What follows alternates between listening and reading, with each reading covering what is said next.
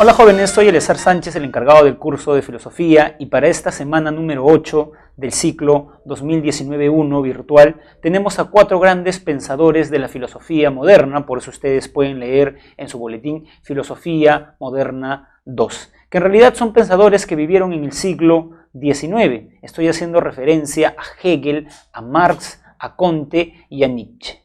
Por una cuestión pedagógica voy a empezar por Hegel y Marx y voy a comparar sus ideas porque es bien conocido de que Hegel influencia mucho en Marx. Marx era un chico que todo le iba bien en la vida, estudiaba derecho, hasta que leyó el libro de moda de ese entonces, La filosofía del derecho de Hegel. Y fue tanto el impacto que le causó a Marx este libro que luego decide dedicarse a la filosofía y centrar sus ideas en él. Aunque, en un ejemplo de crítica filosófica, Marx cuestiona las ideas de Hegel, ¿no? ¿Qué deben recordar de Marx y Hegel? Yo voy a plantearle 4 puntos del debate, o 3 para ser preciso. La primera es su concepción de filosofía, la segunda es la frase que ostenta cada uno, la tercera es su ontología. Y también, como un plus de esta clase, su filosofía de la historia. Vamos a empezar por Hegel.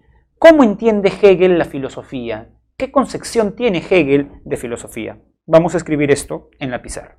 La concepción que tiene Hegel de filosofía es que la filosofía es el saber absoluto de toda la realidad. ¿Pero qué quiere decir esta frase? Primero está diciendo que la filosofía es un saber, y si ustedes recuerdan perfectamente, cuando vimos la definición etimológica de filosofía, dijimos que la filosofía es el amor a la sabiduría. Cuando le preguntan a Pitágoras a qué se dedicaba, Pitágoras no dice ser un sabio, sino más bien dice ser un buscador de sabiduría. El filósofo ha estado buscando la sabiduría, pero ha sido un amante de la sabiduría. La filosofía no es una sabiduría, porque nosotros buscamos lo que no tenemos, dicen los filósofos griegos. Entonces, cuando yo digo buscar la verdad, buscar la sabiduría, sutilmente estoy reconociendo que no la poseo. Hegel en el siglo XIX dice que el filósofo ya se debe cansar de aquel jueguito de andar detrás de la verdad y debe de una vez por todas capturarla. Entonces Hegel dice, cuestionando la definición etimológica, que el filósofo no debe ser un amante de la sabiduría. La filosofía no debe ser un amor a la sabiduría, sino más bien la sabiduría. Primer concepto de la frase. El segundo es que es un saber absoluto. El contexto en el que vive Hegel es bastante interesante porque la filosofía estaba siendo bastante criticada en vista que las ciencias naturales estaban avanzando. Entonces lo que hace Hegel es replantear la labor de la filosofía y decir que la filosofía es un discurso que va a unir los discursos de la ciencia. Porque los discursos de la ciencia son discursos parciales. ¿Qué quiere decir eso, profesor? Vamos a verlo en la pizarra. Hegel dice que si a mí me interesan las ciencias, por ejemplo acá tenemos las ciencias, a mí como científico no me interesa toda la realidad, me va a interesar una parte de la realidad. Por ejemplo, a los biólogos no les interesa toda la realidad, le interesa los seres vivos. A los astrónomos, a la astronomía, no le interesa toda la realidad, le interesa una parte, los cuerpos celestes. A los matemáticos no les interesa toda la realidad, les interesa una parte, los números. A los sociólogos no les interesa toda la realidad, les interesa la sociedad.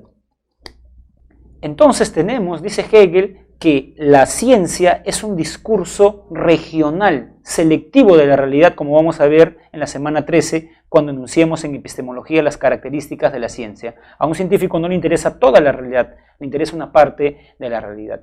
Entonces lo que dice Hegel es que la filosofía va a unir eso que la ciencia divide y en ese sentido va a ser un saber totalizador o absoluto de toda la realidad. Por eso no es para nada casualidad que Hegel haga una analogía entre la filosofía y el búho de Minerva. ¿Por qué Hegel identifica la filosofía con el búho de Minerva? En esta analogía, las aves normales, las que emprenden el vuelo durante el día, serían las ciencias. Pero cuando llega la noche, un pájaro, una paloma no puede volar. Pero ¿quién sí puede ver? una lechuza. Entonces, lo que dice Hegel es que cuando las ciencias ya no tengan nada que decirnos sobre la vida, la filosofía, como un búho, va a emprender el vuelo y va a armonizar todos esos discursos parciales, ¿no? Muy bien, esa es la concepción de filosofía que tiene Hegel. Hegel también, jóvenes, señala que todo lo real es racional y todo lo racional es real. ¿Qué quiere decir esta frase, profesor? Porque parece una suerte de tautología. Cuando Hegel dice que todo lo real es racional, quiere decir que el filósofo conoce la realidad con su razón. Y cuando quiere decir que todo lo racional es real, quiere decir algo incluso un poco más soberbio, que solamente existe lo que es racional. Para entender cabalmente esto, tenemos que comprender la ontología de Hegel. Y la ontología de Hegel es fundamentalmente idealista. Hegel es representante del idealismo, ¿no? Bueno, acá para completar el esquema vamos a poner que la filosofía es totalizadora. En cambio, las ciencias, como hemos visto, son un discurso regional. La filosofía une lo que las ciencias separan. Pero les estaba comentando lo del idealismo. ¿Qué es el idealismo? La corriente filosófica que señala que primero existe la idea y luego la materia. Primero existe la idea y luego existe la realidad. ¿Qué ejemplo pone Hegel? Hegel se pregunta, ¿por qué nosotros debemos recordar a Jesús? Y la respuesta que se da Hegel es que Jesús en el siglo I nos trae la idea de la libertad.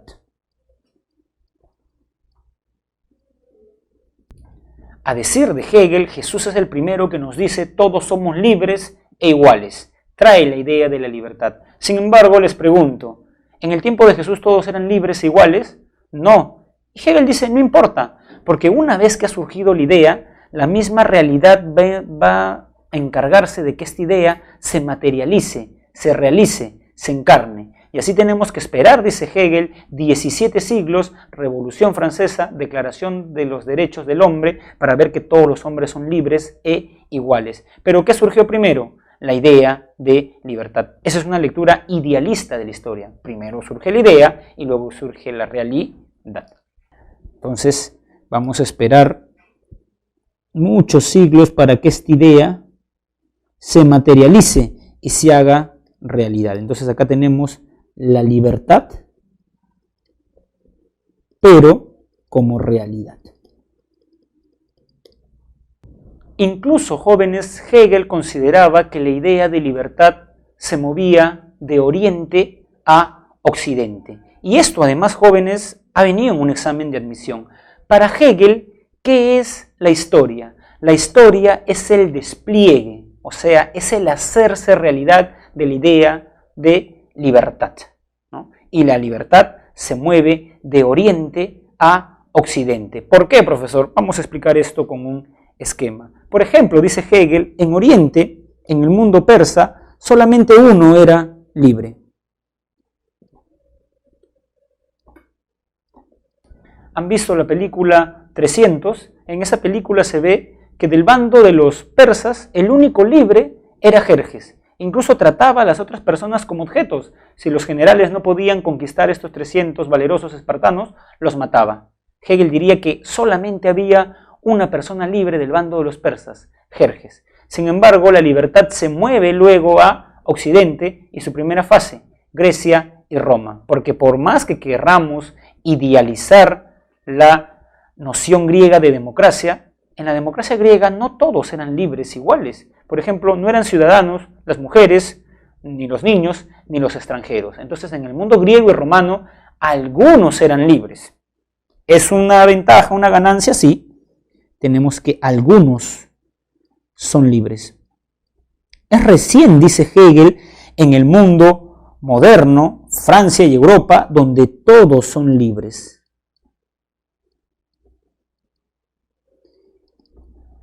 ¿Eso qué quiere decir? Que la idea de libertad se mueve de Oriente a Occidente.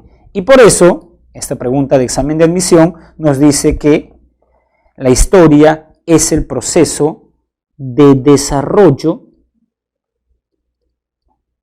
de la idea de libertad.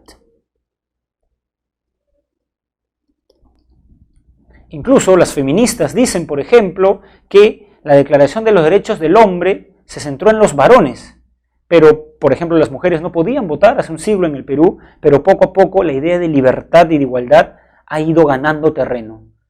Una persona de la comunidad LGTB diría que ellos no son libres ahora, no se pueden casar, no pueden heredar, al menos en el Perú. Entonces esa idea se va realizando. Una lectura hegeliana de la historia diría que uno se plantea ideas, sueños profundos, pero que estos poco a poco se van haciendo realidad. Otra cosa que no quería, digamos, perder o aprovechar la oportunidad para que ustedes conozcan, por más que no está desarrollado así como lo voy a trabajar, es la idea de dialéctica. ¿Qué es para Hegel la dialéctica? A ver, vamos a ver esto en un cuadro. La dialéctica, primero, lo más elemental es que ustedes entiendan que es el método de Hegel. El método de Hegel que además consta de 3 etapas, que son la tesis, la antítesis y la síntesis. La tesis es la afirmación. La síntesis es, la tesis es la afirmación, la antítesis es la negación y la síntesis es la negación de la negación. Ejemplo, profesor. Vamos a poner un ejemplo. Y de paso repasamos lo que vimos la semana pasada. Había un movimiento filosófico que decía que la fuente del conocimiento es la razón. ¿Qué movimiento señalaba esto? El racionalismo de René Descartes. Muy bien, es tesis porque está afirmando, la fuente del conocimiento es la razón. Pero luego surgió un movimiento que negó esto, porque dijo que la fuente del conocimiento no es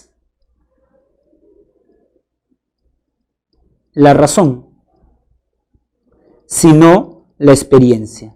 Esto sería la antítesis, porque está negando el empirismo de John Locke, niega lo del racionalismo. Sin embargo, dice Hegel, suele ocurrir que hay un tercer momento de síntesis, pero ojo, no es una síntesis como borrón y cuenta nueva, sino es una síntesis en el sentido de que toma lo mejor de la tesis y de la antítesis. Les pregunto a ustedes qué movimiento de la historia de la filosofía toma lo mejor del racionalismo y del empirismo.